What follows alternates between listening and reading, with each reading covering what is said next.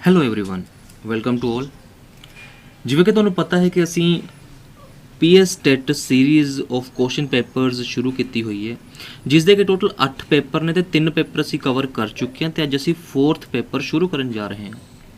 3rd paper ਦੇ ਵਿੱਚ ਅਸੀਂ 2 ਪਾਰਟਸ ਦੇ ਵਿੱਚ ਇਸ ਨੂੰ ਡਿਵਾਈਡ ਕੀਤਾ ਸੀਗਾ।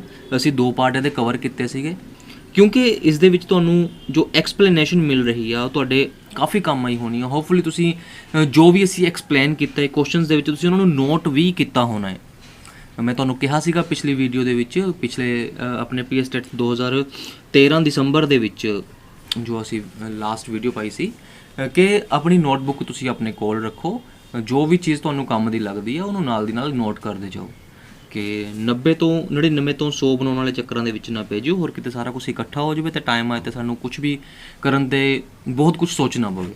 ਠੀਕ ਹੈ, ਸੋ ਸ਼ੁਰੂ ਕਰਨ ਜਾ ਰਹੇ ਹਾਂ ਅਸੀਂ ਅੱਜ ਦਾ ਪੇਪਰ ਜੋ ਕਿ ਹੋਇਆ ਸੀਗਾ ਅਗਸਤ 2014 ਦੇ ਵਿੱਚ।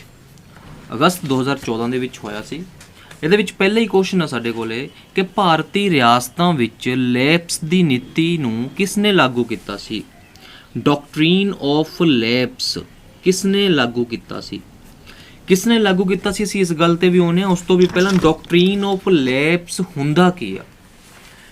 ਐਕਚੁਅਲੀ ਕੀ ਆ ਕਿ ਅਸੀਂ ਦੇਖਿਆ ਸੀ ਕਿ ਸਾਡੇ ਕੋਲੇ ਨਾ 16 ਆਫ ਸੈਂਚੁਰੀ ਦੇ ਵਿੱਚ 16 ਦੇ ਵਿੱਚ ਸਾਡੇ ਕੋਲੇ ਬ੍ਰਿਟਿਸ਼ਰਸ ਟ੍ਰੇਡ ਵਾਸਤੇ ਆਏ ਸੀਗੇ, ਐਜ਼ ਅ ਟ੍ਰੇਡਰ ਆਏ ਸੀਗੇ, ਉਹ ਟ੍ਰੇਡ ਕਰਨ ਵਾਸਤੇ ਆਏ ਸੀਗੇ। ਬਟ ਹੌਲੀ ਹੌਲੀ ਉਹ ਪੋਲੀਟੀਕਲੀ ਇੰਡੀਆ ਨੂੰ ਕੈਪਚਰ ਕਰਨਾ ਉਹਨਾਂ ਨੇ ਸ਼ੁਰੂ ਕਰਤਾ ਸੀਗਾ। ਪੋਲੀਟੀਕਲੀ ਕਾਫੀ ਜ਼ਿਆਦਾ ਉਹ ਸਾਡੇ ਉੱਪਰ ਹਾਵੀ ਹੋ ਗਏ ਸੀਗੇ, ਇੰਡੀਆ ਦੇ ਉੱਪਰ ਹਾਵੀ ਹੋ ਗਏ ਸੀਗੇ। ਇੰਨਾ ਕੁ ਹਾਵੀ ਹੋ ਗਏ ਸੀਗੇ ਕਿ ਸਾਨੂੰ 1857 ਦੀ ਇੱਕ ਜੰਗ ਵੀ ਕਰਨੀ ਪਈ ਸੀਗੀ, ਜਿਸ ਨੂੰ ਕਿ ਪਹਿਲੀ ਆਜ਼ਾਦੀ ਦੀ ਜੰਗ ਮੰਨਿਆ ਜਾਂਦਾ ਹੈ। 1857 ਦੇ ਵਿੱਚ ਅਸੀਂ ਪਹਿਲੀ ਆਜ਼ਾਦੀ ਦੀ ਜੰਗ ਵੀ ਲੜੀ ਸੀਗੀ, ਉਹ ਮੰਗਲ ਪਾਂਡੇ ਹੋਣ ਨਾਲ ਜੋ ਰਿਲੇਟਡ ਸੀਗੀ, revolt of 1857। So as a trader ਆਏ ਸੀਗੇ ਤੇ ਹੌਲੀ ਹੌਲੀ ਪੋਲੀਟੀਕਲੀ ਉਹ ਐਕਟਿਵ ਹੋਣ ਲੱਗੇ, ਜਿਸ ਵਜ੍ਹਾ ਕਰਕੇ ਜੋ ਵੀ ਇਹਨਾਂ ਦਾ ਬ੍ਰਿਟਿਸ਼ਰਸ ਜੋ ਹੈੱਡ ਹੁੰਦਾ ਸੀਗਾ, ਜੋ ਵੀ ਆਉਂਦਾ ਸੀ ਉਹ ਕੋਈ ਨਾ ਕੋਈ ਆਪਣੀ ਨਵੀਂ ਪੋਲਿਸੀ, ਕੋਈ ਨਾ ਕੋਈ ਨਵੀਂ ਨੀਤੀ ਲੈ ਕੇ ਆਉਂਦਾ ਸੀਗਾ। ਐਵੇਂ ਹੀ ਜਨਰਲ ਇੱਕ ਡਲਹੌਜ਼ੀ ਆਇਆ ਸੀਗਾ। ਡਲਹੌਜ਼ੀ ਨੇ ਇੱਕ ਨਵੀਂ ਨੀਤੀ ਲੈ ਕੇ ਆਂਦੀ, ਡਾਕਟਰੀਨ ਆਫ ਲੈਪਸ।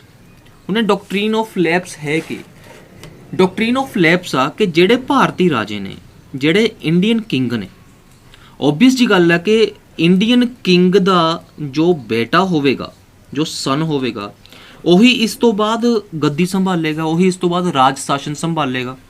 ਬਟ ਬਹੁਤ ਵਾਰ ਕੀ ਹੁੰਦਾ ਸੀਗਾ ਕਿ ਇਹ ਵਾਲੇ ਜੋ ਕਿੰਗ ਨੇ ਇਹਨਾਂ ਦੇ ਕੋਈ ਔਲਾਦ ਨਹੀਂ ਹੁੰਦੀ ਸੀਗੀ, ਇਹਨਾਂ ਦੇ ਕੋਈ ਵੀ ਬੇਟਾ ਜਾਂ ਬੇਟੀ ਨਹੀਂ ਹੁੰਦੀ ਸੀਗੀ, ਤਾਂ ਇਹ ਕੀ ਕਰਦੇ ਸੀਗੇ, ਕਿਸੇ ਨਾ ਕਿਸੇ ਲੜਕੇ ਨੂੰ ਇਹ ਗੋਦ ਲੈ ਲੈਂਦੇ ਸੀਗੇ, ਅਡੋਪਟ ਕਰ ਲੈਂਦੇ ਸੀਗੇ ਇਹ ਕਿਸੇ ਨਾ ਕਿਸੇ ਲੜਕੇ ਨੂੰ, ਤਾਂ ਕਿ ਇਹਨਾਂ ਦਾ ਜੋ ਰਾਜ ਸ਼ਾਸਨ ਆ ਉਹ ਕੰਟੀਨਿਊ ਚੱਲਦਾ ਰਹੇ। But according to doctrine of lapse ਜਿਹੜਾ ਕਿ ਡਲਹੌਜ਼ੀ ਲੈ ਕੇ ਆਇਆ ਸੀਗਾ, according to this doctrine of lapse ਕਿ ਤੁਸੀਂ ਅਡੋਪਟ ਅਗਰ ਕਰ ਰਹੇ ਹੋ ਤਾਂ ਜੀ ਸਦਕੇ ਕਰੋ, ਬਟ ਇਹ ਤੁਹਾਡਾ ਪਰਸਨਲ ਮਸਲਾ ਹੈ। ਤੁਹਾਡਾ ਅਡੋਪਟ ਕੀਤਾ ਹੋਇਆ ਸਨ ਰਾਜ ਸ਼ਾਸਨ ਨਹੀਂ ਸੰਭਾਲੇਗਾ। ਤੁਹਾਡਾ ਅਡੋਪਟ ਕੀਤਾ ਹੋਇਆ ਤੁਹਾਡਾ ਅਡੋਪਟ ਕੀਤਾ ਹੋਇਆ ਜੋ ਬੱਚਾ ਹੋਵੇਗਾ ਉਹ ਰਾਜਾ ਨਹੀਂ ਬਣ ਸਕਦਾ।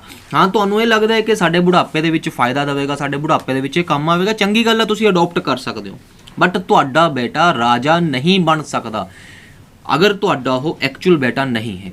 ਠੀਕ ਹੈ, ਇਸ ਦੇ ਚੱਲਦੇ ਜੋ ਵੀ ਰਾਜੇ ਵਿਦਆਊਟ ਸਨ ਜਾਂ ਡਾਟਰ ਹੁੰਦੇ ਸੀਗੇ, ਬਿਨਾਂ ਔਲਾਦ ਤੋਂ ਹੁੰਦੇ ਸੀਗੇ, ਤਾਂ ਉਹਨਾਂ ਦੇ ਜਿਹੜਾ ਵੀ ਰਾਜ ਸ਼ਾਸਨ ਹੁੰਦਾ ਸੀਗਾ ਉਸਨੂੰ ਅੰਗਰੇਜ਼ੀ ਰਾਜ ਦੇ ਵਿੱਚ ਮਿਲਾ ਲਿਆ ਜਾਂਦਾ ਸੀਗਾ। ਇਸ ਕਰਕੇ ਕਾਫੀ ਸਾਰੇ ਜਿਹੜੇ ਰਾਜੇ ਸੀਗੇ, ਇੰਡੀਅਨ ਰਾਜੇ, ਉਹਨਾਂ ਦੇ ਖਿਲਾਫ ਵੀ ਹੋਏ ਸੀਗੇ। ਇਹ ਆਇਆ ਸੀਗਾ ਜੋ ਡਾਕਟਰੀਨ ਆਫ ਲੈਪਸ ਲੈ ਕੇ ਆਇਆ ਸੀਗਾ, ਜਿਵੇਂ ਅਸੀਂ ਪਹਿਲਾਂ ਗੱਲ ਕੀਤੀ ਹੈ, ਲਾਰਡ ਡਲਹੌਜ਼ੀ। ਤੇ ਲਾਰਡ ਡਲਹੌਜ਼ੀ ਹੈ ਜੋ ਇੰਡੀਆ ਦੇ ਵਿੱਚ ਉਹ ਰਿਹਾ ਸੀਗਾ 1848 ਤੋਂ 1856 ਤੱਕ। ਜਿਵੇਂ ਕਿ ਮੈਂ ਤੁਹਾਨੂੰ ਉੱਪਰ ਦੱਸਿਆ ਹੈ ਕਿ ਜੋ ਰਿਵੋਲਟ ਹੋਇਆ ਸੀਗਾ 1857 'ਚ, ਤਾਂ ਮਤਲਬ ਕਿ ਇਹ ਲੇਟੈਸਟ ਇੰਸੀਡੈਂਟ ਸੀਗਾ ਇਸ ਟਾਈਮ ਦੇ ਲਈ, ਜਿਸ ਨੇ ਕਾਫੀ ਜ਼ਿਆਦਾ ਹੰਗਾਮਾ ਮਚਾ ਦਿੱਤਾ ਸੀਗਾ। ਅਸੀਂ ਕੁਝ ਇੱਕ ਸਟੇਟਸ ਦੇਖ ਲੈਂਦੇ ਹਾਂ ਕਿ ਜਿਹੜੀਆਂ ਉਹਨਾਂ ਨੇ ਧੱਕੇ ਨਾਲ ਆਪਣੇ ਵਿੱਚ ਸ਼ਾਮਿਲ ਕੀਤੀਆਂ ਸੀਗੀਆਂ, ਜਿਵੇਂ ਕਿ ਮਹਾਰਾਸ਼ਟਰ ਸਾਈਡ ਇੱਕ ਸਤਾਰਾ ਜਗ੍ਹਾ ਦਾ ਨਾਮ ਆ, ਇੱਕ ਰਿਆਸਤ ਹੁੰਦੀ ਸੀਗੀ ਜਿਸ ਨੂੰ ਕਿ ਉਹਨਾਂ ਨੇ ਅੰਡਰ ਦਾ ਡਾਕਟਰੀਨ ਆਫ ਲੈਪਸ ਆਪਣੇ ਬ੍ਰਿਟਿਸ਼ ਸਾਮਰਾਜ ਦੇ ਵਿੱਚ ਸ਼ਾਮਿਲ ਕਰ ਲਿਆ ਸੀਗਾ। ਦੂਸਰਾ ਸੀਗਾ ਝਾਂਸੀ, ਅਸੀਂ ਅਕਸਰ ਸੁਣਦੇ ਆਏ ਹਾਂ ਝਾਂਸੀ ਦੀ ਰਾਣੀ। ਤੀਸਰਾ ਨਾਗਪੁਰ। ਇਸ ਤਰੀਕੇ ਦੇ ਹੋਰ ਬਹੁਤ ਸਾਰੇ ਸਾਡੇ ਕੋਲੇ ਸਟੇਟ ਸੀਗੇ ਜਿਨ੍ਹਾਂ ਨੂੰ ਉਹਨਾਂ ਨੇ ਧੱਕੇ ਨਾਲ ਸ਼ਾਮਿਲ ਕਰ ਲਿਆ ਸੀਗਾ lapse the under the ਡਾਕਟਰੀਨ of lapse ਦੀ ਨੀਤੀ ਦੇ ਅੰਡਰ। ਸੋ ਸਾਡਾ ਫਸਟ ਜੋ ਕੁਐਸਚਨ ਆ ਉਹ ਹੈ ਕਿ ਭਾਰਤੀ ਰਿਆਸਤਾਂ ਵਿੱਚ ਲੈਪਸ ਦੀ ਨੀਤੀ ਕਿਸ ਨੇ ਲਾਗੂ ਕੀਤੀ ਸੀ? ਇਹ ਲਾਗੂ ਕੀਤੀ ਸੀ ਲਾਰਡ ਡਲਹੌਜ਼ੀ ਨੇ। ਨੈਕਸਟ ਕੁਐਸਚਨ ਸਾਡੇ ਕੋਲ ਆ ਜਾਂਦਾ ਕਿ ਹੇਠ ਲਿਖਿਆਂ ਚੋਂ ਗ੍ਰੀਕ ਦਾ ਕਿਹੜਾ ਰਾਜਦੂਤ ਵੈਸ਼ਨਵ ਬਣ ਗਿਆ ਅਤੇ ਗਰੂੜ ਥੰਮ ਦੀ ਸਥਾਪਨਾ ਵੈਸ਼ਨਗਰ ਵਿਦਿਸ਼ਾ 'ਚ ਕੀਤੀ? ਤਾਂ ਇਸ ਦਾ ਜੋ ਸਹੀ ਆਨਸਰ ਹੈ ਉਹ ਹੈ ਹੈਲੀਓਡੋਰਸ। ਨੈਕਸਟ ਸਾਡੇ ਕੋਲ ਕੁਐਸਚਨ ਆ ਰਿਹਾ ਹੈ ਕਿ ਹੇਠ ਲਿਖਿਆਂ ਦੇ ਵਿੱਚੋਂ ਕਿਹੜਾ ਕਾਰਜ ਗਣਿਤ ਤੇ ਆਧਾਰਿਤ ਹੈ? ਸਾਡੇ ਕੋਲ ਚਾਰ ਆਪਸ਼ਨਾਂ ਨੇ, ਆਰੀਆਭੱਟ, ਬ੍ਰਹਿ ਸੰਹਿਤਾ, ਇੰਡਿਕਾ ਜਾਂ ਫਿਰ ਪੰਚ ਸਿਧਾਂਤਿਕਾ। ਤੁਸੀਂ ਬਹੁਤ ਵਾਰ ਨਾਮ ਸੁਣਿਆ ਹੋਵੇਗਾ। ਆਈ ਥਿੰਕ ਅਗਰ ਸਾਨੂੰ ਇਸ ਦੇ ਵਿੱਚ ਤੁੱਕਾ ਵੀ ਲਗਾਉਣਾ ਹੋਵੇ ਤਾਂ ਉਹ ਵੀ ਸਾਡਾ ਸਹੀ ਲੱਗੂਗਾ। ਤਾਂ ਇਸ ਦਾ ਜੋ ਸਹੀ ਆਨਸਰ ਹੈ ਉਹ ਹੈ ਆਰੀਆਭੱਟ ਏ। ਨੈਕਸਟ ਕੁਐਸਚਨ ਸਾਡੇ ਕੋਲ ਆ ਰਿਹਾ ਹੈ ਕਿ ਹੇਠ ਲਿਖਿਆਂ ਚੋਂ ਕਿਹੜਾ ਜੁੱਟ ਸਹੀ ਨਹੀਂ ਹੈ? ਰੱਖ, ਇਸ ਨੂੰ ਅਸੀਂ ਸੈਂਚਰੀ ਕਹਿੰਦੇ ਹਾਂ, SANCTUARY ਸੈਂਚਰੀ। ਪੈਰੀਆਰ ਸੈਂਚਰੀ ਯਾਦ ਰੱਖਿਓ ਕੇਰਲਾ ਦੇ ਵਿੱਚ ਆ। ਸ਼ਿਵਪੁਰੀ ਨੈਸ਼ਨਲ ਪਾਰਕ ਮੱਧ ਪ੍ਰਦੇਸ਼ ਦੇ ਵਿੱਚ ਆ। ਡਾਚੀਗਨ ਜੋ ਸੈਂਚਰੀ ਆ ਉਹ ਜੰਮੂ ਕਸ਼ਮੀਰ ਦੇ ਵਿੱਚ ਆ। ਤੇ ਰਣਥੰਬੋਰ ਟਾਈਗਰ ਪ੍ਰੋਜੈਕਟ ਇਹ ਗੁਜਰਾਤ ਦੇ ਵਿੱਚ ਨਹੀਂ ਹੈ। ਸੋ ਸਾਡਾ ਕੁਐਸਚਨ ਕੀ ਸੀਗਾ ਕਿ ਹੇਠ ਲਿਖਿਆਂ ਦੇ ਵਿੱਚੋਂ ਕਿਹੜਾ ਜੁੱਟ ਸਹੀ ਨਹੀਂ ਹੈ। ਕੱਲ੍ਹ ਨੂੰ ਗਾਇਸ ਤੁਹਾਨੂੰ ਕੁਐਸਚਨ ਆ ਸਕਦਾ ਹੈ ਕਿ ਇਹਨਾਂ ਦੇ ਵਿੱਚੋਂ ਕਿਹੜਾ ਸਹੀ ਹੈ। ਸੋ ਬਾਕੀ ਦੀਆਂ ਤਿੰਨ ਆਪਸ਼ਨਾਂ ਵੀ ਤੁਸੀਂ ਯਾਦ ਰੱਖਿਓ, ਇੰਪੋਰਟੈਂਟ ਨੇ, ਵੈਰੀ ਇੰਪੋਰਟੈਂਟ ਨੇ। ਇਹ ਕਿਸੇ ਨਾ ਕਿਸੇ ਪੇਪਰ 'ਚ ਰਿਪੀਟ ਹੁੰਦੀਆਂ ਹੀ ਹੁੰਦੀਆਂ ਨੇ। ਸੋ ਹੁਣ ਸਵਾਲ ਇਹ ਪੈਦਾ ਹੋ ਰਿਹਾ ਹੈ ਕਿ ਆਪਸ਼ਨ ਤਾਂ ਚਲੋ ਸਾਡੀ ਡੀ ਠੀਕ ਹੋ ਗਈ, ਬਟ ਇਹ ਜੋ ਰਣਥੰਬੋਰ ਟਾਈਗਰ ਪ੍ਰੋਜੈਕਟ ਹੈ ਇਹ ਕਿੱਥੇ ਆ? ਰਣਥੰਬੋਰ ਟਾਈਗਰ ਪ੍ਰੋਜੈਕਟ ਜੋ ਹੈ ਇਹ ਸਾਡਾ ਰਾਜਸਥਾਨ ਦੇ ਵਿੱਚ। ਸਾਡਾ ਇੱਕ ਕੁਐਸਚਨ ਹੋਰ ਬਣ ਰਿਹਾ 1 ਨੰਬਰ ਦਾ। ਔਰ ਗੁਜਰਾਤ ਦੇ ਵਿੱਚ ਕਿਹੜੀ ਸੈਂਚਰੀ ਆ? ਇਹ ਵੀ ਸਾਡੇ ਕੋਲ ਕੁਐਸਚਨ ਬਣ ਰਿਹਾ। ਤਾਂ ਗੁਜਰਾਤ ਦੇ ਵਿੱਚ ਜਿਹੜੀ ਸੈਂਚਰੀ ਆ ਉਸ ਦਾ ਨਾਮ ਹੈਗਾ ਏ ਗਿਰ, GIR, ਗਿਰ ਵਾਈਲਡ ਲਾਈਫ ਸੈਂਚਰੀ। ਇਹ ਗੁਜਰਾਤ ਦੇ ਵਿੱਚ। ਨੈਕਸਟ ਕੁਐਸਚਨ ਸਾਡੇ ਕੋਲ ਆ ਰਿਹਾ ਹੈ ਕਿ ਹੇਠ ਲਿਖਿਆਂ ਵਿੱਚੋਂ ਕਿਹੜੀ ਬੰਦਰਗਾਹ ਪੂਰਬੀ ਬੰਦਰਗਾਹ ਨਹੀਂ ਹੈ? ਵਿਸ਼ਾਖਾਪਟਨਮ, ਟੂਟੀਕੋਰਨ, ਪਰਾਦੀਪ ਜਾਂ ਫਿਰ ਨਾਵਾ ਸ਼ਾਖਾ। ਸਾਨੂੰ ਪਤਾ ਹੈ ਕਿ ਸਾਡਾ ਜੋ ਸਾਊਥ ਇੰਡੀਆ ਹੈ ਉਹ ਵਾਲਾ ਸਮੁੰਦਰ ਦੇ ਨਾਲ ਟੱਚ ਹੋ ਰਿਹਾ। ਸਾਡੇ ਇਸ ਸਾਈਡ ਵੀ ਸਮੁੰਦਰ ਆ, ਸਾਡੇ ਇਸ ਸਾਈਡ ਵੀ ਸਮੁੰਦਰ ਆ, ਸਾਡੇ ਨੀਚੇ ਵੀ ਸਮੁੰਦਰ ਆ। ਇਸ ਸਾਈਡ ਸਾਡੇ ਇੱਕ ਸਾਈਡ ਸਾਡੇ ਅਰੇਬੀਅਨ ਸੀ ਆ, ਇੱਕ ਸਾਈਡ ਸਾਡੇ ਵੇ ਆਫ ਬੰਗਾਲ ਆ, ਤੇ ਇੱਕ ਸਾਈਡ ਸਾਡੇ ਇੰਡੀਅਨ ਓਸ਼ਨ ਆ। Arabian C, way of Bengal ਤੇ ਇੰਡੀਅਨ ਓਸ਼ਨ।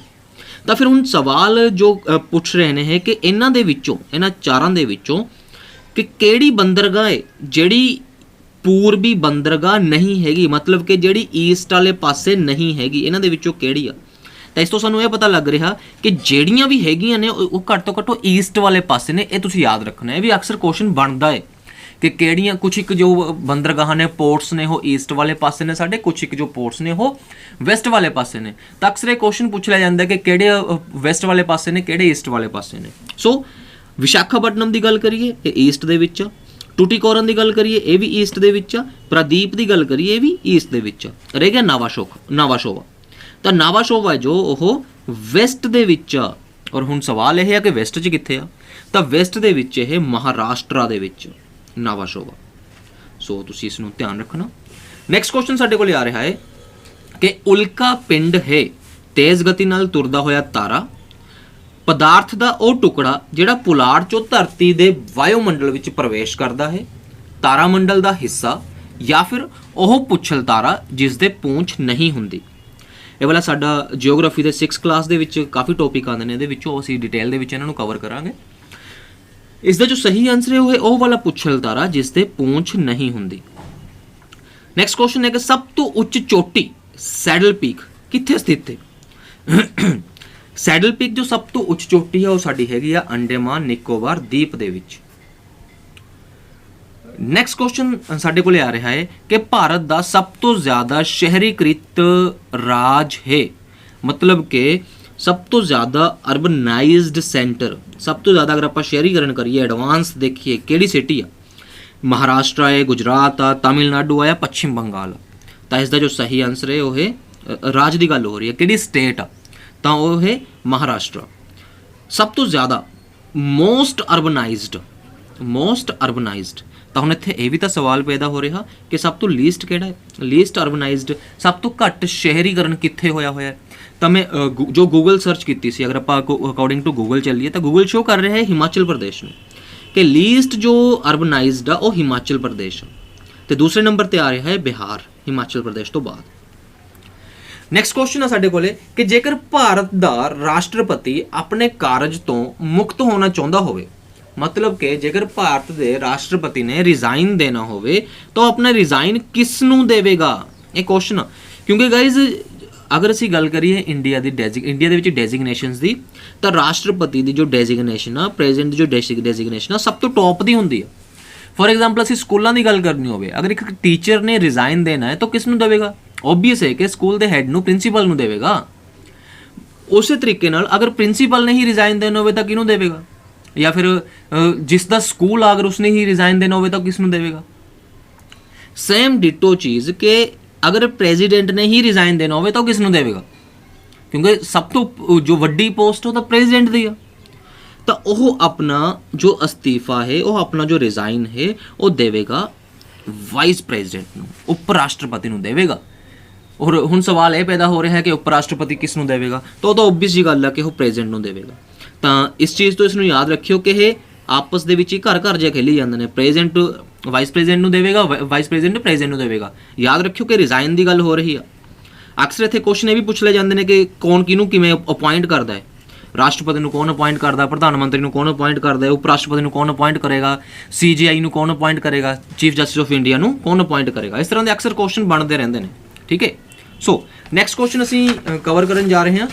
नैक्सट क्वेश्चन साडे कोल आ रहा है कि कोर्ट राही जारी रिट जिस च किसी व्यक्ति या लोक अधिकारी नूं ਸਰਵਜਨਕ ਕਾਰਜ ਦੀ ਪ੍ਰਕਿਰਤੀ ਵਾਲੇ ਕਿਸੇ ਕਾਰਜ ਨੂੰ ਕਰਨ ਜਾਂ ਉਸ ਤੋਂ ਪਰਹੇਜ਼ ਕਰਨ ਦਾ ਆਦੇਸ਼ ਹੁੰਦਾ ਹੈ, ਉਸ ਨੂੰ ਕਿਹਾ ਜਾਂਦਾ ਹੈ ਮੈਂਡੇਮਸ, ਕੋਇਵਰੰਟੋ, ਸਰਿਓਸ਼ਰੀ ਜਾਂ ਫਿਰ ਹੈਬੀਅਸ ਕੋਰਪਸ।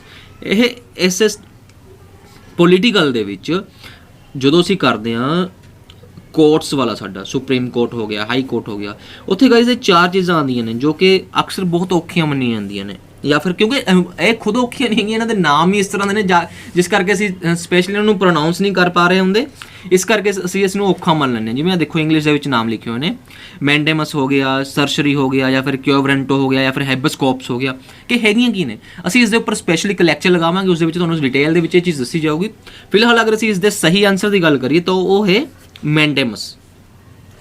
ਨੈਕਸਟ ਕੁਐਸਚਨ ਆ कि कोई बिल पूंजी बिल है, असी पहला भी ये गल करिए, मतलब कि क्वेश्चन रिपीट होया होया, तुसी अगर पिछले पेपर देखे होंगे ये क्वेश्चन रिपीट होया होया है। कोई बिल पूंजी बिल है या नहीं, इसका फैसला कौन करता है, राष्ट्रपति करेगा, प्रधानमंत्री करेगा, स्पीकर करेगा, या फिर संसदीय मामले का मंत्री करेगा। हुण अगर मनी बिल की आपां डिस्कशन की गल कर लीए, मनी बिल की डिस्कशन कित्थे होगी, लोक सभा ਦੇ ਵਿੱਚ। ਅਸੀਂ ਪਹਿਲੇ ਪੇਪਰ ਦੇ ਵਿੱਚ ਇਹ ਵੀ ਡਿਸਕਸ ਕੀਤਾ ਸੀਗਾ, ਪਹਿਲਾਂ ਵਾਲੇ ਜਿਹੜੇ ਪੇਪਰ ਹੋਏ ਨੇ, ਕਿ ਉਹ ਕਿਹੜਾ ਬਿੱਲ ਆ ਜਿਹੜਾ ਸਿਰਫ ਔਰ ਸਿਰਫ ਲੋਕ ਸਭਾ ਦੇ ਵਿੱਚ ਹੀ ਇੰਟਰੋਡਿਊਸ ਹੁੰਦਾ ਹੈ, ਤਾਂ ਉਹ ਵਾਲਾ ਬਿੱਲ ਆ ਮਨੀ ਬਿੱਲ। ਹੁਣ ਇੱਥੇ ਅਸੀਂ ਗਾਇਜ਼ ਗੱਲ ਕਰਨੀ ਹੈ ਕਾਮਨ ਸੈਂਸ ਦੀ, ਕਿ ਅਸੀਂ ਤੁੱਕਾ ਲਗਾ ਕੇ ਜਾਂ ਅੰਡਰ ਦਾ ਕਾਮਨ ਸੈਂਸ ਵੀ ਕੁਐਸਚਨ ਅਸੀਂ ਕਿਵੇਂ ਠੀਕ ਕਰ ਸਕਦੇ ਹਾਂ। ਜਿਹੜਾ ਮਨੀ ਬਿੱਲ ਆ ਉਹ ਕਿੱਥੇ ਇੰਟਰੋਡਿਊਸ ਹੁੰਦਾ ਹੈ, ਲੋਕ ਸਭਾ ਦੇ ਵਿੱਚ। ਔਰ ਰਾਸ਼ਟਰਪਤੀ ਆ ਜਿਹੜਾ, ਉਹ ਓਬਵੀਅਸ ਜੀ ਗੱਲ ਆ ਕਿ ਇੱਕ ਇੰਟੈਗਰਲ ਪਾਰਟ ਆ ਪਾਰਲੀਮੈਂਟ ਦਾ, ਤਾਂ ਫਿਰ ਉਹ ਤਾਂ ਇਸ ਦਾ ਫੈਸਲਾ ਕਰ ਨਹੀਂ ਸਕਦਾ। ਤੇ ਪ੍ਰਧਾਨ ਮੰਤਰੀ ਆ ਜੋ, ਉਹ ਜਸਟ ਇੱਕ ਪਾਰਟੀ ਦਾ ਪ੍ਰਧਾਨ ਮੰਤਰੀ ਆ, ਜਦ ਕਿ ਪਾਰਲੀਮੈਂਟ ਦੇ ਵਿੱਚ ਤਾਂ, ਲੋਕ ਸਭਾ ਦੇ ਵਿੱਚ ਤਾਂ ਜਿੱਤੀ ਹੋਈ ਪਾਰਟੀ, ਹਾਰੀ ਹੋਈ ਪਾਰਟੀ ਸਾਰੇ ਬੈਠੇ ਹੁੰਦੇ ਨੇ। ਭਗਵੰਤ ਮਾਨ ਉਹਨਾਂ ਦੀ ਆਮ ਆਦਮੀ ਪਾਰਟੀ ਆ, ਉਹ ਵੀ ਤਾਂ ਪਾਰਲੀਮੈਂਟ ਜਾਂਦਾ ਹੀ ਹੈ, ਬੇਸ਼ੱਕ ਹਾਰੀ ਹੋਈ ਪਾਰਟੀ ਆ। ਤਾਂ ਫਿਰ ਮਨੀ ਬਿੱਲ ਦਾ ਫੈਸਲਾ ਪ੍ਰਧਾਨ ਮੰਤਰੀ, ਹਾਊ ਇਜ਼ ਇਟ ਪੋਸੀਬਲ ਕਿ ਪ੍ਰਧਾਨ ਮੰਤਰੀ ਕਰ ਲੂਗਾ, ਤਾਂ ਇਹ ਆਪਸ਼ਨ ਵੀ ਗਲਤ ਹੋ ਗਈ। ਨੈਕਸਟ ਆ ਰਿਹਾ ਸਾਡੇ ਕੋਲ ਸਪੀਕਰ। ਸਪੀਕਰ ਜੋ ਹੁੰਦਾ ਹੈ ਉਹ ਲੋਕ ਸਭਾ ਦਾ ਸਪੀਕਰ ਹੁੰਦਾ ਹੈ, ਮਤਲਬ ਕਿ ਜੋ ਵੀ ਅਸੀਂ ਗੱਲਬਾਤ ਕਰਨੀ ਹੈ, ਜਿਹੜਾ ਕੁਝ ਵੀ ਕਰਨਾ ਹੈ, ਅਸੀਂ under the permission of speaker ਕਰਦੇ ਹਾਂ। ਤਾਂ ਫਿਰ ਇਹ ਸਾਡੀ ਆਪਸ਼ਨ ਸਹੀ ਹੋਵੇਗੀ ਕਿ ਕੋਈ ਵੀ ਬਿੱਲ ਪੂੰਜੀ ਬਿੱਲ ਹੈ ਜਾਂ ਨਹੀਂ ਹੈ, ਇਸ ਦਾ ਫੈਸਲਾ ਕੌਣ ਕਰੇਗਾ, ਓਬਵੀਅਸ ਜੀ ਗੱਲ ਹੈ ਕਿ ਸਪੀਕਰ ਕਰੇਗਾ। ਨੈਕਸਟ ਕੁਐਸਚਨ, ਸਿੱਖਿਆ ਦੇ ਅਧਿਕਾਰ ਨੂੰ ਭਾਰਤੀ ਸੰਵਿਧਾਨ ਵਿੱਚ ਰੱਖਿਆ ਗਿਆ ਹੈ 86ਵੀਂ ਸੋਧ ਐਕਟ ਦੇ ਤਹਿਤ, 86th amendment act, 81st amendment act, 73rd amendment act, ਜਾਂ ਫਿਰ 85th amendment act. Right to education, ਕਿ ਐਜੂਕੇਸ਼ਨ ਲੈਣਾ ਹਰ ਇੱਕ ਦਾ ਰਾਈਟ ਆ। ਇਹ ਸੋਧ ਹੋਈ ਸੀਗੀ ਅੰਡਰ 86 ਅਮੈਂਡਮੈਂਟ। 86ਵੀਂ ਅਮੈਂਡਮੈਂਟ ਦੇ ਵਿੱਚ ਅਸੀਂ ਇਹ ਸੋਧ ਕੀਤੀ ਸੀਗੀ। ਨੈਕਸਟ ਕੁਐਸਚਨ ਅਕਸਰ ਇਹ ਬਣ ਜਾਂਦਾ ਹੁੰਦਾ ਕਿ 86ਵੀਂ ਸੋਧ ਆ ਜਿਹੜੀ ਉਹ ਕਦੋਂ ਹੋਈ ਸੀਗੀ, ਤਾਂ ਇਹ ਹੋਈ ਸੀਗੀ 2002 ਦੇ ਵਿੱਚ। ਤਾਂ ਹੁਣ ਤੁਹਾਡਾ ਇੱਥੇ ਨੈਕਸਟ ਕੁਐਸਚਨ ਇਹ ਬਣ ਰਿਹਾ ਹੈ ਕਿ ਰਾਈਟ ਟੂ ਐਜੂਕੇਸ਼ਨ, ਸਿੱਖਿਆ ਦਾ ਅਧਿਕਾਰ, ਰਾਈਟ ਐਜੂਕੇਸ਼ਨ ਜਿਹੜੀ ਉਹ ਰਾਈਟ ਟੂ ਐਜੂਕੇਸ਼ਨ ਬਣ ਗਈ ਸੀ ਕਿ ਹਰ ਇੱਕ ਬੰਦੇ ਦਾ ਐਜੂਕੇਸ਼ਨ ਲੈਣ ਦਾ ਅਧਿਕਾਰ ਹੈ, ਹਰ ਇੱਕ ਬੰਦੇ ਕੋਲੇ ਐਜੂਕੇਸ਼ਨ ਲੈਣ ਦਾ ਅਧਿਕਾਰ ਹੈ। ਕਦੋਂ ਪਾਸ ਹੋਇਆ ਇਹ? 2002 ਦੇ ਵਿੱਚ। ਨੈਕਸਟ ਕੁਐਸਚਨ ਸਾਡੇ ਕੋਲੇ ਆ ਰਿਹਾ ਕਿ ਹੇਠ ਲਿਖਿਆ ਵਿੱਚੋਂ ਭਾਰਤੀ ਸੰਵਿਧਾਨ ਦਾ ਕਿਹੜਾ ਅਨੁਛੇਦ ਭਾਰਤ ਦੀ ਨਾਗਰਿਕਤਾ ਨਾਲ ਸੰਬੰਧਿਤ ਹੈ? ਸਿਟੀਜ਼ਨਸ਼ਿਪ ਨਾਲ ਰਿਲੇਟਡ ਕਿਹੜੇ ਕਿਹੜੇ ਜਿਹੜੇ ਆਰਟੀਕਲਸ ਨੇ ਆਉਂਦੇ ਨੇ? 333 ਤੋਂ 37, 17 ਤੋਂ 20, 5 ਤੋਂ 11 ਜਾਂ ਫਿਰ 1 ਤੋਂ 4? 1 ਤੋਂ 4 ਜੋ ਆਰਟੀਕਲ ਨੇ ਉਹ ਸਾਡੀ ਯੂਨੀਅਨ ਟੈਰੀਟਰੀਜ਼ ਨਾਲ ਨੇ ਕਿ ਕਿਹੜੀ ਚੀਜ਼ ਯੂਨੀਅਨ ਦੇ ਵਿੱਚ ਹੋਊਗੀ, ਕਿਹੜੀ ਚੀਜ਼ ਨਹੀਂ ਹੋਊਗੀ, ਅਸੀਂ ਕਿਸ ਨੂੰ ਇੰਡੀਆ ਦਾ ਪਾਰਟ ਮੰਨਾਂਗੇ, ਅਸੀਂ ਕਿਸ ਨੂੰ ਨਹੀਂ ਮੰਨਾਂਗੇ। ਆਰਟੀਕਲ 5 ਤੋਂ 11 ਗੱਲ ਕਰਦੇ ਆ ਸਿਟੀਜ਼ਨਸ਼ਿਪ ਦੀ। 12 ਤੋਂ 35 ਅਸੀਂ ਗੱਲ ਆਲਰੇਡੀ ਕਰ ਚੁੱਕੇ ਹਾਂ ਫੰਡਾਮੈਂਟਲ ਰਾਈਟਸ। 35 ਤੋਂ 51 ਤੱਕ ਸਾਡੇ ਕੋਲੇ ਆ ਜਾਂਦੇ ਨੇ DPSPs। 51A ਗੱਲ ਕਰਦਾ ਏ ਫੰਡਾਮੈਂਟਲ ਡਿਊਟੀਜ਼ ਦੀ। ਉਸ ਤੋਂ ਬਾਅਦ ਸਾਡੇ ਬਾਕੀ ਦੇ ਪ੍ਰਧਾਨ ਮੰਤਰੀ ਨਾਲ ਰਿਲੇਟਡ ਆ ਗਏ, ਰਾਸ਼ਟਰਪਤੀ ਨਾਲ ਰਿਲੇਟਡ ਆ ਗਏ, ਰਾਸ਼ਟਰਪਤੀ ਨੂੰ ਰਿਜ਼ਾਈਨ ਕਿਵੇਂ ਰਾਸ਼ਟਰਪਤੀ ਰਿਜ਼ਾਈਨ ਕਿਵੇਂ ਦਿੰਦਾ, ਉਹਦੇ ਕੋਲ ਕਿਹੜੀਆਂ ਕਿਹੜੀਆਂ ਪਾਵਰਸ ਨੇ, ਉਹ ਸਾਰਾ ਕੁਝ ਅਸੀਂ ਨੈਕਸਟ ਕਵਰ ਕਰਦੇ ਹਾਂ। 51 ਤੋਂ 68 ਤੱਕ ਹੁੰਦੇ ਨੇ ਜੋ ਅਸੀਂ 78 ਤੱਕ ਜੋ ਅਸੀਂ ਕਵਰ ਕਰਦੇ ਹਾਂ। ਨੈਕਸਟ ਸਾਡੇ ਕੋਲੇ ਕੁਐਸਚਨ ਆ ਰਿਹਾ ਹੈ ਕਿ ਐਸੋਸੀਏਸ਼ਨ ਬਣਾਉਣ ਦਾ ਅਧਿਕਾਰ, right to form an association ਕੀ ਆ? ਇਹ ਸਿਵਲ ਰਾਈਟ ਆ, ਕਾਨੂੰਨੀ ਰਾਈਟ ਆ, ਰਾਜਨੀਤਿਕ ਰਾਈਟ ਆ ਜਾਂ ਫਿਰ ਕੁਦਰਤੀ ਰਾਈਟ ਆ? ਓਬਵੀਅਸ ਜੀ ਗੱਲ ਹੈ ਕਿ ਅਸੀਂ ਕੋਈ ਗਰੁੱਪ ਬਣਾਉਣਾ ਹੈ, ਸਾਨੂੰ ਨੇਚਰ ਕਿਵੇਂ ਦੇ ਦੂਗੀ? ਅਸੀਂ ਕੋਈ ਗਰੁੱਪ ਬਣਾਉਣਾ ਹੈ, ਸਾਡੇ ਕੋਲ ਲੀਗਲ ਕਿਵੇਂ ਹੋ ਜਾਊਗਾ? How is it possible? ਅਸੀਂ ਕੋਈ ਗਰੁੱਪ ਬਣਾਉਣਾ ਹੈ, ਰਾਜਨੀਤਿਕ ਕਿਵੇਂ ਹੋ ਜਾਊਗਾ? ਨਹੀਂ ਹੋ ਸਕਦਾ, ਸਿਵਲ ਰਾਈਟ ਆ ਇਹ। ਕੋਈ ਵੀ ਬੰਦਾ ਗਰੁੱਪ ਬਣਾ ਸਕਦਾ, ਜ਼ਰੂਰੀ ਥੋੜੀ ਹੈ ਕਿ ਸਿਰਫ ਕਾਨੂੰਨੀ ਲਾ ਅੰਡਰ ਦਾ ਲਾ ਹੀ ਬਣ ਸਕਦਾ, ਜ਼ਰੂਰੀ ਥੋੜੀ ਹੈ ਕਿ ਇਹ ਅੰਡਰ ਪੋਲੀਟੀਕਲੀ ਰਾਈਟ ਆ ਇਹ ਸਾਡੇ ਕੋਲ, ਇਸ ਲਈ ਸਿਵਲ ਰਾਈਟ ਆ ਇਹ ਸਾਡਾ। ਨੈਕਸਟ ਕੁਐਸਚਨ ਸਾਡੇ ਕੋਲ ਆ ਰਿਹਾ ਕਿ ਰੁਪਾਈ ਖੇਤੀ ਦਾ ਸਭ ਤੋਂ ਜ਼ਿਆਦਾ ਪ੍ਰਚਲਨ ਹੈ। ਕਿਹੜੀ ਜਗ੍ਹਾ ਤੇ ਰੁਪਾਈ ਖੇਤੀ ਸਭ ਤੋਂ ਜ਼ਿਆਦਾ ਹੁੰਦੀ ਆ? ਅਰਧ ਖੁਸ਼ਕ ਇਲਾਕੇ 'ਚ, ਟੈਂਪਰੇਟ ਇਲਾਕੇ ਦੇ ਵਿੱਚ, ਗਰਮ ਇਲਾਕੇ ਦੇ ਵਿੱਚ ਜਾਂ ਫਿਰ ਭੂਮੱਧ ਰੇਖਾ ਇਲਾਕੇ ਦੇ ਵਿੱਚ? ਤਾਂ ਇਸ ਦਾ ਜੋ ਸਹੀ ਆਨਸਰ ਹੈ ਉਹ ਹੈ ਟ੍ਰੋਪੀਕਲ ਰੀਜਨ ਦੇ ਵਿੱਚ, ਗਰਮ ਇਲਾਕੇ ਦੇ ਵਿੱਚ। ਨੈਕਸਟ ਕੁਐਸਚਨ, ਹੇਠ ਲਿਖਿਆਂ ਚੋਂ ਕਿਹੜਾ ਭਾਰਤ ਦੇ ਤੇਲ ਖੇਤਰਾਂ ਨਾਲ ਸੰਬੰਧਿਤ ਨਹੀਂ ਹੈ? ਬੰਬੇ ਹਾਈ, ਡਿਗਬੋਈ, ਅੰਕਲੇਸ਼ਵਰ ਜਾਂ ਫਿਰ ਬਰਾਉਨੀ? ਇਸ ਦਾ ਜੋ ਸਹੀ ਆਨਸਰ ਹੈ ਉਹ ਹੈ ਬਰਾਉਨੀ। ਨੈਕਸਟ ਕੁਐਸਚਨ ਹੈ ਕਿ ਬਣਤਰ ਦੇ ਅਨੁਸਾਰ ਫਾਰਮੇਸ਼ਨ ਵਾਈਜ਼ ਵਿਚ of the following types of rocks is the most ancient? ਇਹਨਾਂ ਦੇ ਵਿੱਚੋਂ ਕਿਹੜੀ ਰੌਕ ਆ ਜਿਹੜੀ ਸਭ ਤੋਂ ਜ਼ਿਆਦਾ ਪੁਰਾਣੀ ਆ? ਇਗਨੀਅਸ, ਮੈਟਾਮੋਰਫਿਕ ਜਾਂ ਫਿਰ ਸੈਡੀਮੈਂਟਰੀ?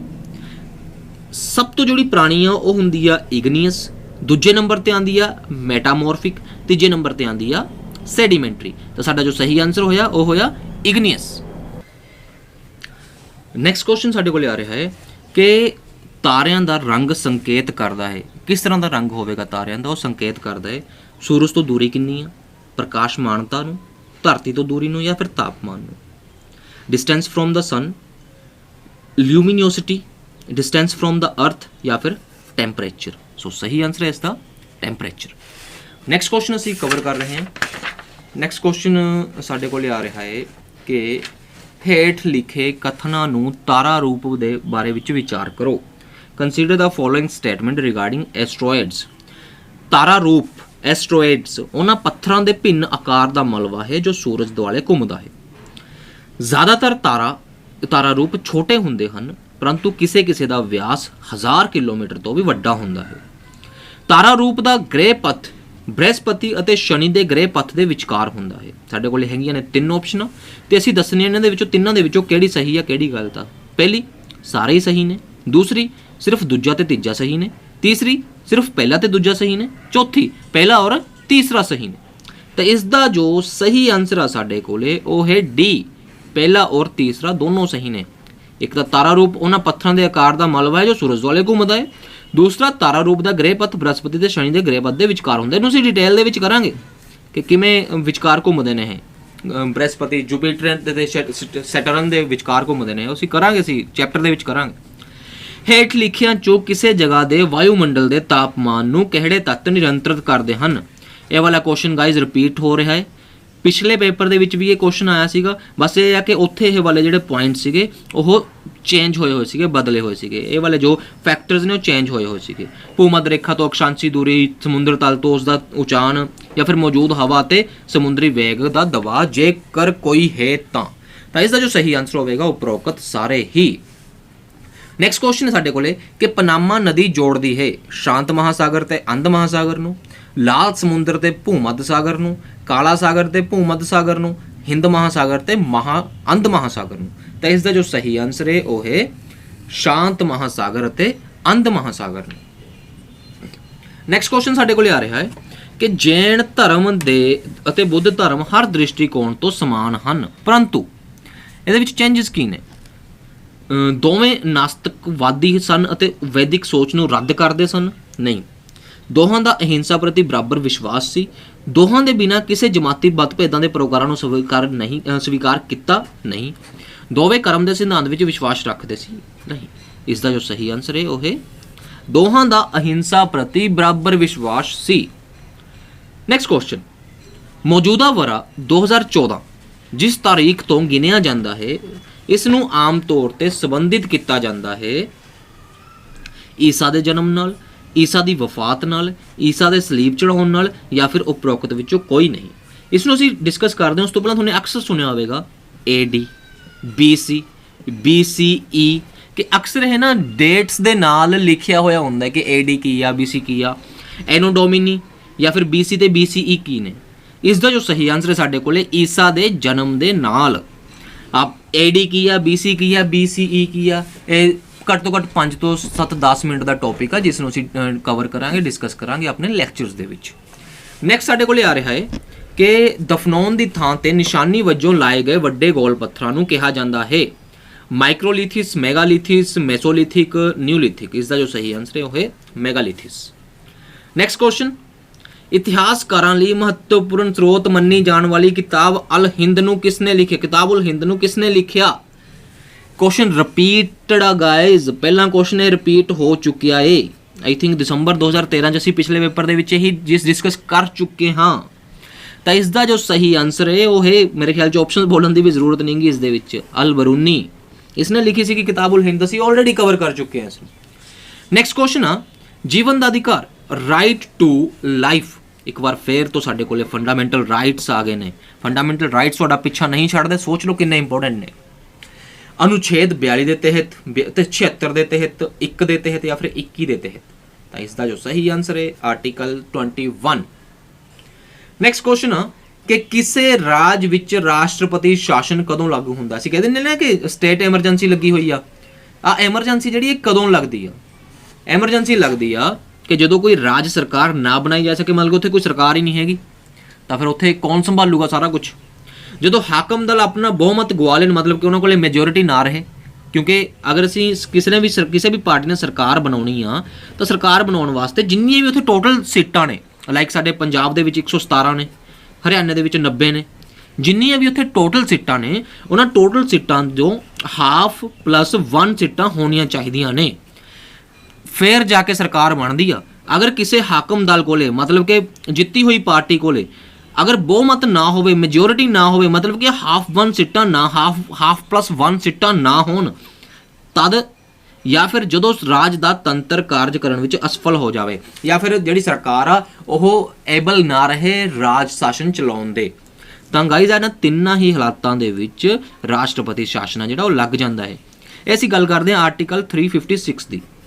356 ਦੇ ਵਿੱਚ ਪ੍ਰੈਜ਼ੀਡੈਂਟ ਕੋਲੇ ਪਾਵਰਸ ਹੁੰਦੀਆਂ ਨੇ, ਜਾਂ ਫਿਰ 352 ਦੇ ਵਿੱਚ ਐਮਰਜੈਂਸੀ ਪਾਵਰ ਹੁੰਦੀਆਂ ਨੇ ਪ੍ਰੈਜ਼ੀਡੈਂਟ ਕੋਲੇ, ਜਾਂ ਫਿਰ 361 ਦੇ ਵਿੱਚ ਐਮਰਜੈਂਸੀ ਪਾਵਰਸ ਹੁੰਦੀਆਂ ਨੇ ਪ੍ਰੈਜ਼ੀਡੈਂਟ ਕੋਲੇ।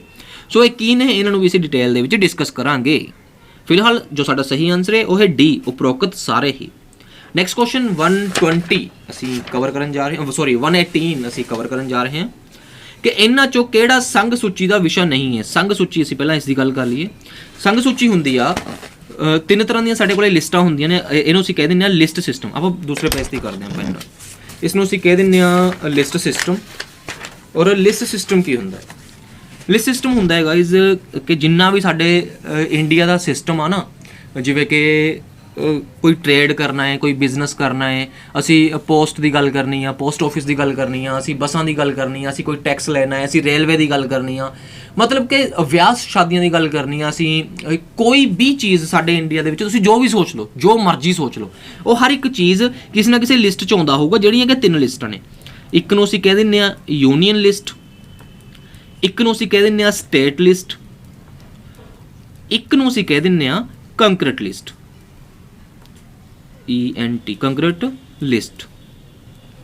ਤਾਂ ਹੁਣ ਡਬਲ ਆਰ ਸਵਾਲ ਇਹ ਆ ਕਿ ਯੂਨੀਅਨ ਲਿਸਟ ਕੌਣ ਕੰਟਰੋਲ ਕਰਦਾ ਹੈ। ਯੂਨੀਅਨ ਲਿਸਟ ਓਬਵੀਅਸ ਜੀ ਗੱਲ ਹੈ, ਨਾਮ ਤੋਂ ਪਤਾ ਲੱਗ ਰਿਹਾ ਕਿ ਜਿਹੜੀ ਸੈਂਟਰ ਦੇ ਵਿੱਚ ਸਰਕਾਰ ਹੋਊਗੀ, like Modi government. State list state ਸੰਭੂਗੀ, ਕੰਕਰਟ ਲਿਸਟ ਆ ਦੋਵੇਂ ਸੰਭਣਗੇ, ਸਟੇਟ ਵੀ ਯੂਨੀਅਨ ਵੀ। ਹੁਣ ਇਹਦੀ ਅਸੀਂ ਇੱਕ ਐਗਜ਼ਾਮਪਲ ਲੈ ਲੈਂਦੇ ਹਾਂ, ਆਈ ਥਿੰਕ ਤੁਹਾਨੂੰ ਬਹੁਤ ਬੈਟਰ ਸਮਝ ਆ ਜਾਊਗਾ। ਫੋਰ ਐਗਜ਼ਾਮਪਲ ਸਾਡੀ ਪਾਕਿਸਤਾਨ ਨਾਲ ਕੋਈ ਜੰਗ ਲੱਗ ਗਈ, ਫੋਰ ਐਗਜ਼ਾਮਪਲ ਸਾਡੀ ਨੇਪਾਲ ਨਾਲ ਜਾਂ ਕਿਸੇ ਵੀ ਨੇਬਰ ਕੰਟਰੀ ਨਾਲ ਸਾਨੂੰ ਕੋਈ ਡੀਲਿੰਗ ਕਰਨੀ ਹੈ, ਕੋਈ ਜੰਗ ਲੱਗ ਗਈ, ਕੋਈ ਸੁਲਹ ਸਫਾਈ ਕਰਨੀ ਹੈ, ਕੁਝ ਵੀ ਕਰਨਾ ਹੈ, ਉਹਦੇ ਵਿੱਚ ਅਸੀਂ ਮੈਂ ਪਾਕਿਸਤਾਨ ਦੀ ਐਗਜ਼ਾਮਪਲ ਤਾਂ ਲੈਤੀ ਹੈ ਕਿਉਂਕਿ ਸਾਡੇ ਪੰਜਾਬ ਨਾਲ ਇਸਦਾ ਬਾਰਡਰ ਸਾਂਝਾ ਹੈ। ਤਾਂ ਉਹ ਸਟੇਟ ਦੇਖੂਗੀ ਜਾਂ ਸੈਂਟਰ ਦੇਖੂਗਾ। ਬੇਸ਼ੱਕ ਪੰਜਾਬ ਨਾਲ ਬਾਰਡਰ ਸਾਂਝਾ ਹੈ, ਪਰ ਅੰਡਰ ਯੂਨੀਅਨ ਲਿਸਟ ਆ ਰਿਹਾ ਹੈ। ਜੋ ਵੀ ਸਾਡੀ ਡਿਫੈਂਸ ਆ, ਜੋ ਵੀ ਸਾਡੀ ਆਰਮੀ ਆ, ਉਹ ਸਾਰੀ ਕਿਸ ਦੇ ਅੰਡਰ ਆਊਗੀ? ਅੰਡਰ ਯੂਨੀਅਨ ਲਿਸਟ ਆਊਗੀ। ਇਸ ਲਈ ਇੱਕ ਹੋ ਗਈ ਯੂਨੀਅਨ ਲਿਸਟ। ਉਹ ਵਾਲੇ ਮੁੱਦੇ ਜਿਹੜੇ ਯੂਨੀਅਨ ਲਿਸਟ 'ਚ ਆਉਂਦੇ ਨੇ ਉਹਨਾਂ ਨੂੰ ਸੈਂਟਰ ਸਰਕਾਰ ਸਾਂਭਦੀ ਆ। ਉਸ ਤੋਂ ਬਾਅਦ ਸਾਡੇ ਕੋਲੇ ਆ ਰਿਹਾ ਹੈ ਸਟੇਟ ਲਿਸਟ। ਇਹਦੀ ਅਸੀਂ ਐਗਜ਼ਾਮਪਲ ਲੈ ਲੈਂਦੇ ਹਾਂ, ਜਿਵੇਂ ਕਿ ਸਾਡੇ ਕੋਲੇ ਹੋ ਗਿਆ ਪੁਲਿਸ। ਪੁਲਿਸ ਤੁਸੀਂ ਦੇਖਿਆ ਹੋਊਗਾ ਕਦੇ ਵੀ ਇੰਡੀਅਨ ਪੁਲਿਸ ਨਹੀਂ ਹੁੰਦੀ, IPS ਵਾਲੇ ਰੁਤਬੇ ਨੂੰ ਛੱਡ ਕੇ ਇੰਡੀਅਨ ਪੁਲਿਸ ਨਹੀਂ ਹੁੰਦੀ। ਪੁਲਿਸ ਹਮੇਸ਼ਾ ਹੁੰਦੀ ਹੈ ਪੰਜਾਬ ਪੁਲਿਸ ਹੋ ਗਈ, ਗੋਆ ਪੁਲਿਸ ਹੋ ਗਈ, ਰਾਜਸਥਾਨ ਪੁਲਿਸ ਹੋ ਗਈ, ਹਰਿਆਣਾ ਪੁਲਿਸ ਹੋ ਗਈ, ਚੰਡੀਗੜ੍ਹ ਪੁਲਿਸ ਹੋ ਗਈ।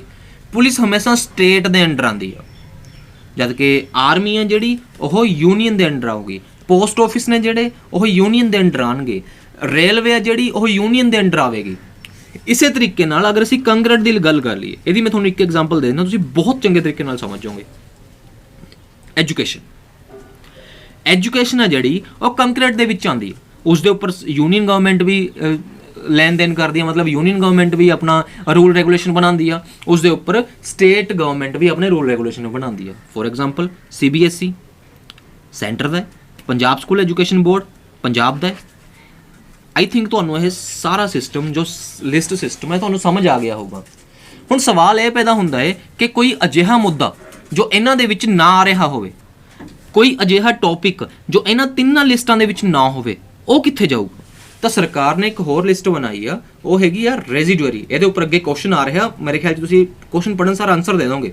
ਉਹਨੂੰ ਅਸੀਂ ਕਹਿੰਦੇ ਆ ਰੈਜ਼ੀਡੂਅਰੀ ਲਿਸਟ ਜਾਂ ਫਿਰ ਰੈਜ਼ੀਡੂਅਰੀ ਸਬਜੈਕਟ। ਉਹ ਵਾਲੇ ਸਬਜੈਕਟ ਜਿਹੜੇ ਕਿਸੇ ਵੀ ਲਿਸਟ ਦੇ ਅੰਡਰ ਨਹੀਂ ਆਉਂਦੇ ਹੈਗੇ, ਜਾਂ ਜਿਹੜੇ ਬਾਅਦ ਦੇ ਵਿੱਚ, ਇਹਨਾਂ ਦੀ ਅਸੀਂ ਡਿਟੇਲ 'ਚ ਗੱਲ ਕਰਾਂਗੇ ਜਦੋਂ ਲੈਕਚਰ ਲੱਗੂਗਾ ਆਪਣਾ, ਡਿਟੇਲ 'ਚ ਗੱਲ ਹੋਊਗੀ ਇਸ ਦੇ ਉੱਪਰ, ਜਿਹੜੇ ਰੈਜ਼ੀਡੂਅਰੀ ਲਿਸਟ ਸਬਜੈਕਟ ਨੇ ਉਹਨਾਂ ਦੇ ਉੱਪਰ। ਕਿ ਜਿਹੜਾ ਰੈਜ਼ੀਡੂਅਰੀ ਆ ਇਹਦੀ ਪੰਜਾਬੀ ਹੀ ਇਹ ਆ ਰਹਿੰਦ ਖੂੰਹਦ, ਕਿ ਜੋ ਵੀ ਬਚ ਗਿਆ ਉਹ ਸਾਰਾ ਕੁਛ ਅਸੀਂ ਰੈਜ਼ੀਡੂਅਰੀ ਦੇ ਵਿੱਚ ਪਾ ਦਿੰਦੇ ਹਾਂ। ਹੁਣ ਇੱਥੇ ਕੁਐਸਚਨ ਇਹ ਆ ਰਿਹਾ ਕਿ ਜਿਹੜੇ ਵੀ ਸਬਜੈਕਟ ਰੈਜ਼ੀਡੂਅਰੀ ਦੇ ਵਿੱਚ ਹੋਣਗੇ ਉਹਨਾਂ ਤੇ ਫੈਸਲੇ ਕੌਣ ਕਰੇਗਾ, ਉਹਨਾਂ ਤੇ ਰੂਲ ਐਂਡ ਰੈਗੂਲੇਸ਼ਨ ਕੌਣ ਬਣਾਏਗਾ? ਤਾਂ ਇਸ ਦਾ ਜੋ ਆਨਸਰ ਹੈ ਉਹ ਹੈ ਯੂਨੀਅਨ ਗਵਰਨਮੈਂਟ। ਯੂਨੀਅਨ ਸਰਕਾਰ ਆ ਜਿਹੜੀ ਸੈਂਟਰ ਦੀ ਸਰਕਾਰ ਆ ਉਹ ਬਣਾਵੇਗੀ। ਖੈਰ ਅਸੀਂ ਵਾਪਸ ਆਪਣੇ ਕੁਐਸਚਨ ਤੇ ਆਉਂਦੇ ਹਾਂ। ਸਾਡੇ ਕੋਲੇ ਕੁਐਸਚਨ ਆ ਕਿ ਇਹਨਾਂ ਚੋਂ ਕਿਹੜਾ ਸੰਘ ਸੂਚੀ ਦਾ ਵਿਸ਼ਾ ਨਹੀਂ ਹੈ? ਤੇਲ ਖੇਤਰ, ਖਣਿਜ ਸਾਧਨ, ਓਬਵੀਅਸ ਜੀ ਗੱਲ ਆ ਕਿ ਆਇਲ ਫੀਲਡ ਨੇ ਜਿਹੜੀਆਂ ਉਹ ਸੈਂਟਰ ਗਵਰਨਮੈਂਟ ਸਾਂਭਦੀ ਆ। ਅੰਤਰਰਾਜੀ ਨਦੀਆਂ ਦਾ ਨਿਯਮਿਤ ਅਤੇ ਵਿਕਾਸ, ਇੰਟਰਸਟੇਟ ਜਿਹੜੀਆਂ ਵੀ ਨਹਿਰਾਂ ਆਉਂਦੀਆਂ ਨੇ ਉਹ ਸਾਰਾ ਕੁਝ ਕਿਸ ਦੇ ਅੰਡਰ ਆਊਗਾ? ਓਬਵੀਅਸ ਆ ਕਿ ਸਟੇਟ ਦੇ ਹੀ ਆਪਣੇ ਸੈਂਟਰ ਦੇ ਅੰਡਰ ਹੋਊਗਾ। ਜੇ ਸਟੇਟ ਦੇ ਅੰਡਰ ਆ ਗਿਆ ਫਿਰ ਤਾਂ ਪੰਜਾਬ ਨੇ ਹਰਿਆਣੇ ਨੂੰ ਕਦੇ ਪਾਣੀ ਨਹੀਂ ਦੇਣਾ, ਹਿਮਾਚਲ ਨੇ ਪੰਜਾਬ ਨੂੰ ਪਾਣੀ ਨਹੀਂ ਦੇਣਾ ਹੈਗਾ, ਫਿਰ ਤਾਂ ਅਸੀਂ ਪਾਣੀ ਪਿੱਛੇ ਹੀ ਲੜਦੇ ਰਹਿ ਜਾਵਾਂਗੇ। ਇਸ ਲਈ ਇਹ ਜਿਹੜਾ ਆ ਰਿਹਾ ਇਹ ਅੰਡਰ ਦਾ ਸੈਂਟਰ ਗਵਰਨਮੈਂਟ ਆਉਂਦਾ। ਉੱਚ ਅਦਾਲਤ ਦਾ ਸੰਗਠਨ, ਉਹ ਤਾਂ ਓਬਵੀਅਸ ਗੱਲ ਹੈ ਕਿ ਸੁਪਰੀਮ ਕੋਰਟ ਤਾਂ ਆਉਂਦੀ ਹੈ ਸੈਂਟਰ ਦੇ ਅੰਡਰ, ਬਾਕੀ ਦੀਆਂ ਵੀ ਸੈਂਟਰ ਦੇ ਅੰਡਰ ਹੀ ਆਉਂਦੀਆਂ ਨੇ। ਇਸ ਤੋਂ ਬਾਅਦ ਜ਼ਮੀਨ ਅਤੇ ਕਿਰਾਏ ਨੂੰ ਇਕੱਠਾ ਕਰਨਾ, ਇਹ ਵਾਲਾ ਆਉਂਦਾ ਹੈ ਸਾਡੇ ਉਹਦੇ ਵਿੱਚ ਸਟੇਟ ਲਿਸਟ ਦੇ ਵਿੱਚ।